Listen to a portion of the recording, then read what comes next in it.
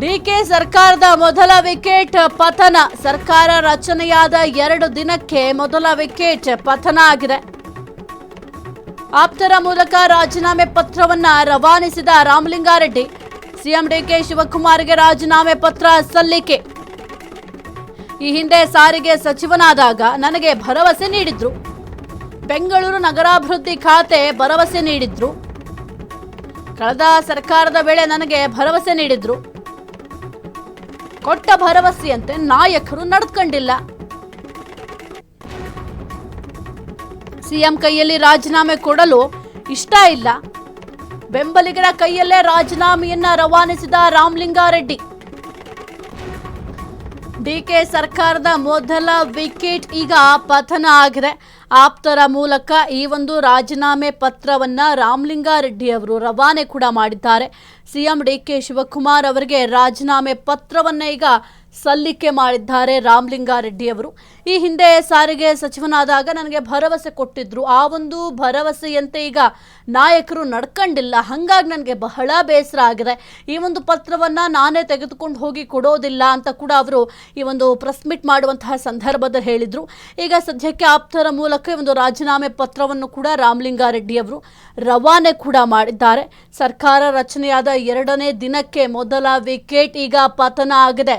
ಸದ್ಯಕ್ಕೆ ಡಿಕೆ ಶಿವಕುಮಾರ್ ಈ ಒಂದು ಪರಿಸ್ಥಿತಿಯನ್ನ ಹೇಗೆ ನಿಭಾಯಿಸ್ತಾರೆ ಅನ್ನೋದು ಒಂದು ಕಡೆ ಕುತೂಹಲಕ್ಕೆ ಕಾರಣ ಆಗಿದೆ.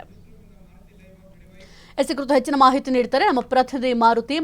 ಒಂದು ಕಡೆ ರಾಹುಲ್ ಗಾಂಧಿ ಅವರು ರಾಜ್ಯಕ್ಕೆ ಆಗಮಿಸ್ತಾ ಇದ್ದಾರೆ, ಮತ್ತೊಂದು ಕಡೆ ರಾಮಲಿಂಗಾರೆಡ್ಡಿ ಅವರು ರಾಜೀನಾಮೆಯನ್ನ ಪ್ರಕಟ ಮಾಡಿದ್ದಾರೆ. ಈ ಒಂದು ಪರಿಸ್ಥಿತಿಯನ್ನ ಈಗ ಡಿಕೆ ಶಿವಕುಮಾರ್ ಅವರು ಹೇಗೆ ನಿಭಾಯಿಸ್ತಾರೆ? ಈ ಒಂದು ರಾಜೀನಾಮೆ ಅಪ್ರೂವ್ ಮಾಡೋದಕ್ಕೂ ಮೊದಲು ಹೋಗಿ ಮನವೊಲಿಕೆ ಮಾಡ್ಲಿಕ್ಕೆ ಏನಾದರೂ ಪ್ರಯತ್ನ ಮಾಡ್ತಾರಾ ಹೇಗೆ? ಸಾಹಿತ್ಯ ಏನು ಡಿಕೆ ಸರ್ಕಾರದ ಮೊದಲ ವಿಕೆಟ್ ಪತನ ಆಗಿರುವಂಥದ್ದು. ಪ್ರಮುಖವಾಗಿ ಸರ್ಕಾರ ರಚನೆಯಾದ 48 ಗಂಟೆಗಳಲ್ಲೇ ಮೊದಲ ವಿಕೆಟ್ ಪತನ ಆಗಿರೋದು. ಯಾಕೆಂದರೆ ರಾಮಲಿಂಗಾರೆಡ್ಡಿ ಅವರು ತಮ್ಮ ಸಚಿವ ಸ್ಥಾನಕ್ಕೆ ರಾಜೀನಾಮೆಯನ್ನು ನೀಡಿರೋದು. ಪ್ರಮುಖವಾಗಿ ಅವರು ಸಾಕಷ್ಟು ಅಂದರೆ ಕಳೆದ 2 ದಿನಗಳಿಂದಲೂ ಕೂಡ ನಗರಾಭಿವೃದ್ಧಿ ಅಂದರೆ ಬೆಂಗಳೂರು ನಗರಾಭಿವೃದ್ಧಿ ಇಲಾಖೆಗೆ ಸಂಬಂಧಪಟ್ಟಂತೆ ಖಾತೆ ಬೇಕು ಅಂತ ಕೂಡ ಸಾಕಷ್ಟು ಪಟ್ಟನ್ನು ಹಿಡಿದಿದ್ರು. ಅಂದರೆ ಸಿಎಂ ಆಗಿರುವಂಥ ಡಿ ಕೆ ಶಿ ಅವ್ರನ್ನ ಭೇಟಿಯಾಗಿ ಚರ್ಚೆ ಮಾಡಿದರು. ಮತ್ತು ಹಲವಾರು ಬಾರಿ ಕೂಡ ಅವರು ಈ ಹಿಂದೆ ನಾನು ಬೆಂಗಳೂರು ನಗರಾಭಿವೃದ್ಧಿ ಇಲಾಖೆ ಸಚಿವನಾಗ್ತೀನಿ ಅಂತ ಕೂಡ ಹೇಳ್ಕೊಂಡಿದ್ದು ಉಂಟು. ಅದರಿಂದಾಗಿಯೇ ಏನು ಅವರು ಸಾಕಷ್ಟು ಪಟ್ಟನ್ನು ಹಿಡಿದಿದ್ರು. ನಿನ್ನೆ ಡಿ ಕೆ ಶಿ ಅವರು ಮನವೊಲಿಸುವ ಪ್ರಯತ್ನ ಮಾಡಿದ್ರು, ಆದರೂ ಮನವೊಲಿಕೆ ಆಗಲಿಲ್ಲ. ಈಗ ನೇರವಾಗಿ ಏನು ರಾತ್ರಿ ಖಾತೆ ಹಂಚಿಕೆ ಪಟ್ಟಿ ಬಿಡುಗಡೆ ಆಗುತ್ತೆ, ಆ ಪಟ್ಟಿಯಲ್ಲಿ ಜಲಸಂಪನ್ಮೂಲ ಖಾತೆಯನ್ನು ರಾಮಲಿಂಗಾರೆಡ್ಡಿ ಅವರಿಗೆ ಕೊಟ್ಟಿರೋಂಥದ್ದು. ಅದರಿಂದಾಗಿಯೇ ಬೇಸರಗೊಂಡಂತ ಮತ್ತು ಅಸಮಾಧಾನಗೊಂಡಿರುವಂತಹ ರಾಮಲಿಂಗಾರೆಡ್ಡಿ ಅವರು ತಮ್ಮ ಸ್ಥಾನಕ್ಕೆ ಅಂದರೆ ಸಚಿವ ಸ್ಥಾನಕ್ಕೆ ಇಂದು ರಾಜೀನಾಮೆಯನ್ನು ನೀಡಿರುವಂಥದ್ದು. ನನಗೆ ಬೆಂಗಳೂರು ನಗರಾಭಿವೃದ್ಧಿ ಇಲಾಖೆ ಬೇಡದೆ ಇನ್ಯಾವ ಇಲಾಖೆಯೂ ನನಗೆ ಬೇಡ ಅಂತೇಳಿ ಇವತ್ತು ರಾಜೀನಾಮೆಯನ್ನು ನೇರವಾಗಿ ಸಲ್ಲಿಸಿರುವಂಥದ್ದು. ಪ್ರಮುಖವಾಗಿ ನಾನು ಶಾಸಕರಾಗಿ ಮುಂದುವರಿಯುತ್ತೇನೆ, ನನಗೆ ಯಾವುದೇ ರೀತಿಯಾದ ಸಚಿವ ಸ್ಥಾನ ಬೇಡ ಅಂತ ಹೇಳಿರುವಂಥದ್ದು. ಆ ಆಪ್ತರ ಮೂಲಕ ಈಗಾಗಲೇ ಸಿಎಂ ಆಗಿರುವಂತಹ ಡಿ ಕೆ ಶಿ ಅವರಿಗೆ ರಾಜೀನಾಮೆ ಲೆಟರ್ ಅನ್ನು ರವಾನಿಸುವ ಸಾಧ್ಯತೆ ಇರುವಂಥದ್ದು. ಪ್ರಮುಖವಾಗಿ ಇವತ್ತು ನೇರವಾಗಿ ರಾಹುಲ್ ಗಾಂಧಿ ಅವರು ಕೂಡ ರಾಜ್ಯಕ್ಕೆ ಆಗಮಿಸುತ್ತಿದ್ದಾರೆ. ಯಾಕೆಂದ್ರೆ ಎಐಸಿ ಅಧ್ಯಕ್ಷರಾಗಿರುವಂತಹ ಮಲ್ಲಿಕಾರ್ಜುನ್ ಖರ್ಗೆ ಅವರು ತಮ್ಮ ರಾಜ್ಯಸಭಾ ಸೀಟ್ಗಾಗಿ ಇವತ್ತು ನಾಮಪತ್ರ ಸಲ್ಲಿಕೆಯನ್ನು ಮಾಡ್ತಿದ್ದಾರೆ. ಇದೇ ಸಂದರ್ಭದಲ್ಲಿ ರಾಹುಲ್ ಗಾಂಧಿ ಅವರು ಮತ್ತು ವೇಣುಗೋಪಾಲ್ ಸುರ್ಜೆ ಅವರು ಮೂವರು ಕೂಡ ರಾಜ್ಯಕ್ಕೆ ಆಗಮಿಸುತ್ತಿದ್ದಾರೆ. ಈ ಸಂದರ್ಭದಲ್ಲಿ ರಾಜೀನಾಮೆ ಕೊಟ್ಟಿರುವಂಥದ್ದು ಒಂದು ರೀತಿ ಕಾಂಗ್ರೆಸ್ ಸರ್ಕಾರಕ್ಕೆ ಮುಜುಗರ ಅಂತಾನೆ ಹೇಳ್ಬೋದು. ಯಾಕೆಂದ್ರೆ ಎಲ್ಲವೂ ಕಾಂಗ್ರೆಸ್ ಸರಿ ಇಲ್ಲ ಎಂಬುದು ಕೂಡ ಈಗ ಮೇಲ್ನೋಟಕ್ಕೆ ಕಂಡು ಬರ್ತಿದೆ. ಈ ಹಿಂದೆ ಕೂಡ ಡಿ ಕೆ ಶಿ ಅವರು ರಾಮಲಿಂಗಾರೆಡ್ಡಿ ಅವರಿಗೆ ಬೆಂಗಳೂರು ನಗರಾಭಿವೃದ್ಧಿ ಇಲಾಖೆ ಕೊಡ್ತೀನಿ ಅಂತ ಭರವಸೆಯನ್ನ ಕೊಟ್ಟಿದ್ರಂತೆ. ಆ ಭರವಸೆ ಈಡೇರಿಲ್ಲ ಎಂಬ ಕಾರಣಕ್ಕೆ ನೇರವಾಗಿ ಈಗ ರಾಜೀನಾಮೆಯನ್ನ ಕೊಟ್ಟಿರೋದು. ಅಂದ್ರೆ ನಿನ್ನೆಯಿಂದಲೂ ಕೂಡ ಕಳೆದ 2 ದಿನಗಳಿಂದ ಇದನ್ನೇ ಹೇಳ್ತಿದ್ರು. ಅಂದ್ರೆ ನನಗೆ ಬೆಂಗಳೂರು ನಗರಾಭಿವೃದ್ಧಿ ಇಲಾಖೆ ಕೊಡ್ಲಿಲ್ಲ ಅಂದ್ರೆ ನಾನು ನೇರವಾಗಿ ರಾಜೀನಾಮೆ ಕೊಡ್ತೀನಿ ಅಂತ ನಿನ್ನೆ ನೇರವಾಗಿ ಸ್ಪಷ್ಟವಾಗಿ ಸಿಎಂ ಆಗಿರುವಂತಹ ಡಿ ಕೆ ಶಿ ಅವ್ರಿಗೆ ಹೇಳಿದ್ರು. ಈಗ ಅದನ್ನೇ ಮುಂದುವರಿಸಿರುವಂಥದ್ದು, ರಾಜೀನಾಮೆಯನ್ನ ಕೊಟ್ಟಿರುವಂಥದ್ದು ಸಾಹಿತ್ಯ. ಮಾರುತಿ, ಬಹಳ ಪ್ರಮುಖವಾಗಿ ಸಿದ್ದರಾಮಯ್ಯ ಅವರ ಸರ್ಕಾರ ಇದ್ದಂತಹ ಸಂದರ್ಭದಲ್ಲೂ ಕೂಡ ಡಿ ಕೆ ಶಿವಕುಮಾರ್ ಅವರು ಕೊಟ್ಟ ಮಾತಿನಂತೆ ನಡ್ಕೊಳ್ಳಬೇಕು ಎಂಬ ವಿಚಾರವನ್ನ ಪ್ರತಿ ಬಾರಿಯೂ ಕೂಡ ಪ್ರಸ್ತಾಪವನ್ನ ಮಾಡ್ತಾ ಇದ್ರು. ಈಗ ಅವರ ಮೇಲೆ ಈ ಒಂದು ಆರೋಪ ಬಂದಿದೆ, ಇನ್ನು ಕೊಟ್ಟ ಭರವಸೆಯಂತೆ ನಡ್ಕೊಂಡಿಲ್ಲ ನಾಯಕರು ಎಂಬ ಆರೋಪವನ್ನ ಸದ್ಯಕ್ಕೆ ರಾಮಲಿಂಗಾರೆಡ್ಡಿ ಅವರು ಮಾಡಿದ್ದಾರೆ. ಹಾಗಾಗಿ ಸದ್ಯಕ್ಕೆ ಏನಾದರೂ ಮತ್ತೆ ಹೋಗಿ ಅವರು ಕೊಟ್ಟಂತಹ ಭರವಸೆಯನ್ನ ಉಳಿಸ್ಕೊಳ್ಳುವ ಪ್ರಯತ್ನ ಏನಾದರೂ ಮಾಡ್ತಾರಾ ಡಿ ಕೆ ಶಿವಕುಮಾರ್ ಅವರು ಹೇಗೆ? ಸಾಹಿತ್ಯ ಈ ಹಿಂದೆ DCM ಆಗಿದ್ದಂತಹ DK ಶಿವರು ರಾಮಲಿಂಗಾರೆಡ್ಡಿ ಅವರಿಗೆ ಒಂದು ಭರವಸೆಯನ್ನು ಕೊಟ್ಟಿದ್ರು. ಒಂದು ವೇಳೆ ನಾನು CM ಆದರೆ ನಿನಗೆ ಬೆಂಗಳೂರು ನಗರಾಭಿವೃದ್ಧಿ ಖಾತೆ ಕೊಡ್ತೀನಿ ಅಂತ ಭರವಸೆಯನ್ನು ಕೊಟ್ಟಿದ್ರಂತೆ. ಈ ಬಗ್ಗೆ ಹಲವು ಬಾರಿ ರಾಮಲಿಂಗಾರೆಡ್ಡಿ ಅವರು ಹಲವರು ತಮ್ಮ ಆಪ್ತರ ಬಳಿ ಆಗಿರ್ಬೋದು ಮತ್ತು ಮಾಧ್ಯಮದ ಮುಂದೆ ಕೂಡ ಕೆಲವೊಂದು ಬಾರಿ ಹೇಳಿದ್ದು ಉಂಟು. ಅದರಿಂದಾಗಿ ಈ ಬಾರಿ ಆದರೂ ತಮಗೆ ಆ ಖಾತೆ ಸಿಗುತ್ತೆ ಅಂತ ಭರವಸೆಯಲ್ಲಿದ್ದಂಥ ರಾಮಲಿಂಗಾರೆಡ್ಡಿ ಅವರಿಗೆ ಬಿಗ್ ಶಾಕನ್ನು ನಿನ್ನೆ ಏನು ಹೈಕಮಾಂಡ್ ನಾಯಕರಾಗಿರ್ಬೋದು ಮತ್ತು CM ಆಗಿರ್ಬೋದು ಕೊಟ್ಟಿರೋದು. ಇದರಿಂದಾಗಿಯೇ ಕಾಂಗ್ರೆಸ್ನಲ್ಲಿ ಈಗ ಎಲ್ಲವೂ ಕೂಡ ಬದಲಾವಣೆ ಆಗ್ತಿರೋಂಥದ್ದು ಮತ್ತು ಒಂದು ರೀತಿ ಮುಜುಗರಕ್ಕೆ ಕೂಡ ಕಾಂಗ್ರೆಸ್ ಒಂದು ಸಿಲುಕಿರೋಂಥದ್ದು. ಇದರಿಂದಾಗಿ ಸಾಕಷ್ಟು ಚರ್ಚೆ ಆಗ್ತಿರೋಂಥದ್ದು ರಾಮಲಿಂಗಾರೆಡ್ಡಿ ಮುಂದಿನ ನಡೆ ಏನಾಗಿರುತ್ತೆ. ಯಾಕೆಂದ್ರೆ ಈಗಾಗಲೇ ತಮ್ಮ ಸಚಿವ ಸ್ಥಾನಕ್ಕೆ ರಾಜೀನಾಮೆ ಕೊಟ್ಟಿದ್ದಾರೆ. ತಮ್ಮ ಆಪ್ತರ ಮೂಲಕ DK ಶಿವರಿಗೂ ಕೂಡ ರವಾನೆ ಮಾಡ್ತಾರೆ. ಎಲ್ಲ ಒಂದು ಕಡೆ DK ಶಿವರು ಈ ಹಿಂದೆ ಸಿದ್ದರಾಮಯ್ಯ ವಿಚಾರಕ್ಕೆ ಹೇಳ್ತಿದ್ರು, ಅಂದ್ರೆ ಕೊಟ್ಟ ಮಾತಿನಂತೆ ನಡೆದುಕೊಳ್ಬೇಕೆಂಬ ಚರ್ಚೆ ಆಗಾಗ ಕಾಂಗ್ರೆಸ್ನಲ್ಲಿ ಚರ್ಚೆ ಆಗ್ತಿತ್ತು. ಯಾಕೆಂದ್ರೆ ಅಧಿಕಾರ ಹಂಚಿಕೆ CM ಅಧಿಕಾರ ಹಂಚಿಕೆ ವಿಚಾರದಲ್ಲಿ ಈ ಪದ ಚರ್ಚೆ ಆಗ್ತಿತ್ತು.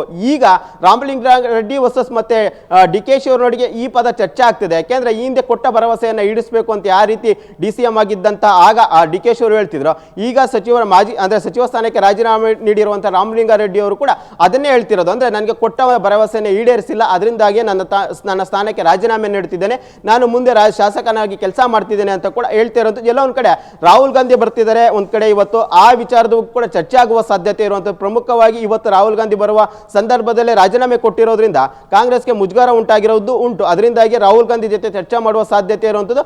ಅದಕ್ಕಿಂತ ಮುಂಚೆ DK ಶಿವರು ನೇರವಾಗಿ ಫೋನ್ ಮಾಡಿ ಅಥವಾ ಕರೆಸ್ಕೊಂಡು ರಾಮಲಿಂಗಾರೆಡ್ಡಿ ಜೊತೆ ಚರ್ಚೆ ಮಾಡುವ ಸಾಧ್ಯತೆ ಇರುವಂಥದ್ದು ಸಾಹಿತ್ಯ. ಓಕೆ, ಥ್ಯಾಂಕ್ ಯು ಮಾರುತಿ ನಿಮ್ಮೆಲ್ಲ ಮಾಹಿತಿಗಾಗಿ.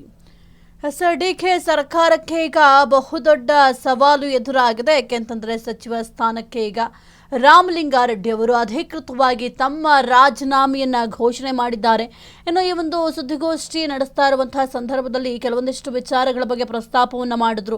ಕೊಟ್ಟ ಭರವಸೆಯಂತೆ ನಡ್ಕೊಂಡ್ಲಿಲ್ಲ ನಮ್ಮ ನಾಯಕರು ಎಂಬ ವಿಚಾರಕ್ಕೆ ಸಂಬಂಧಪಟ್ಟಂತೆಯೂ ಕೂಡ ಮಾತನಾಡಿದ್ರು. ಅದರ ಜೊತೆಗೆ ಯಾರ ಮೇಲೂ ಕೂಡ ನನಗೆ ಸಿಟ್ಟಿಲ್ಲ, ಇನ್ನು DK ಶಿವಕುಮಾರ್ ಅವರ ಮೇಲೂ ಕೂಡ ನನಗೆ ಕೋಪ ಇಲ್ಲ, ಹೈಕಮಾಂಡ್ ಅವರ ಮೇಲೂ ಕೂಡ ನನಗೆ ಯಾವುದೇ ರೀತಿಯ ಕೋಪ ಇಲ್ಲ.